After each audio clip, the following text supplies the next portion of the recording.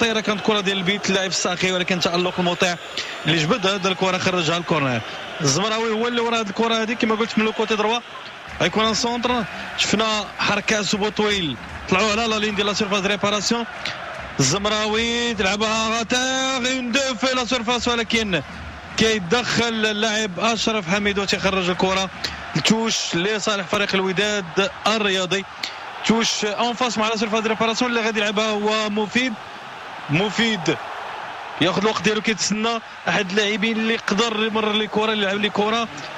كنشوفوا ماركاج معهم كل واحد مع واحد. لعبت في اتجاه كاسيوس مايلو دوز المفيد دخل مفيد عند بونا عمار دائما الكره في سيرفاس ريباراسيون كاين كافوياج باقا الكره عند بونا كيدريبلي عند كاسيوس مايلو دوز عند بونا جول ولكن الاربيت دوتوش هاز درابو ديالو تيكون كاين رجوع على الزمراوي في انتظار التاكد من هذه الكره هذه.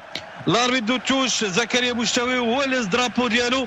بونا عمار فيها الشك وغادي يحسم فيها الفار هو اللي غادي ياكد واش كاين في هذه اللقطه اورجو لا لا.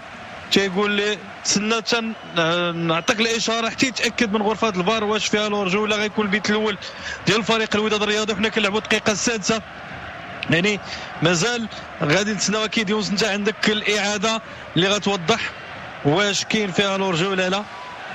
فريق الوداد الرياضي يبدا بدايه قويه، رد عليه شباب سوالم الرياضي وبسرعه من جديد الوداد تيخلق المحاولات، دار الضغط كان كافوياج الاولى الثانيه الثالثه خرجات عند مايلولا لبونا عمار اللي ضربها رجعت عند اللاعب زمراوي سجلها في الوقت اللي غيحتفل البوشاوي درابو ديالو كيقول بانه كاين لورجو في هذه اللقطه هذه. غرفه الفار اش غتقول؟ جول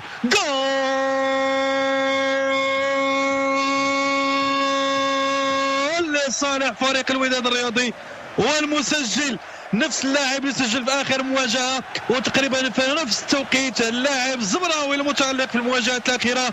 1-0 يونس، بدايه قويه، بدايه بهدف ديال فريق الوداد الرياضي. لأن 1-0 لفريق الوداد الرياضي. اللقطه كانت واضحه، يعني بونا عمار الدولي الموريتاني اللي تكلمنا شحال من خطره بانه لاعب دائما مساهم في الهجمات سواء العام اللي فات ولا هذا العام. يعني لاعب تياخذ كره كيقصد بوطو، ما كاينش. شفنا الكره الاولى اللي كان ممكن يماركي البيت وكان تصدي الحارس ديال الفريق شمر ديال السوالم. بعد ما جات هذه الكره مفيد ايضا دار فور كبير ودخل وسط مجموعه اللاعبين. سوالم بغاو ديفونديو، بونا عمار في الكافوياج مشات ولكن رجعت عند الساخيه عند بونا عمار من جديد، دار لو كروش وصلت هاد اللاعبين شي كامل قدام البوطو، يعني في الكاري الداخل طاحت قدام الزمراء. نشوفوا جديد عند عزيز دقيقه 31 في ملعب العربي الزاولي. عزيز جول الثاني للوداد والمسجل لاعب مبارك بطريقه جميله جدا. كره طويله عند مايلو الارض لعند مبارك من خارج لا سيرفاس ريباراسيون، انتير اللي تبع بعينيه الحارس الدغمي. الوداد قلب، الوداد ضيع بزاف ديال لي زوكازيون، ولكن هذه كانت كره جميله. مايلولا اللي كان ضيع بزاف ديال الكره هو اللي رد ليه الكره من لو كوتي دروا بالكوش، دريبلا بريبارا ليه كونترول وبالعقل كما كنقولوا لطريقه اللعب ديال اللاعب مبارك، حطها في اونغل اللي صعيبه تبعها الحارس ولكن ما قدرش يجيبها لانها كان مركزه. وكتعطينا البيت الثاني ديال فريق الوداد الرياضي اللي دخل المباراه بشكل جيد، اللي دخل المباراه وكريا بزاف ديال المحاولات. قبل من هذه الكره كان بامكان مايلولا انه يماركي، يخطف الكره من رجل ديال الساخي ولكن ضربها فوق من لا ترانسفيرسال وضيع البيت الثاني. ولكن مبارك اول بيت اللي كنظن بقميص فريق الوداد الرياضي في دقيقه 31 تسجيل الثاني لفريق الوداد الرياضي. هي تلعب الكره اتونسيون من لي كونتر ديال الواك.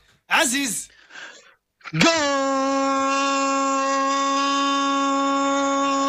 الثالث للوداد الرياضي والمسجل اللاعب الموريتاني سيدي بونا عمار. بعد ما كان شباب السوال مريض ومرشد ديال الكرات قطعات من عند اللاعب الساخي في الدار ديال الدفاع، خدا مايلولا ما كانش طماع، حطها بريباراها بونا عمار، الشبكه خاويه. يونس تيسجل الهدف الثالث لفريق الوداد الرياضي.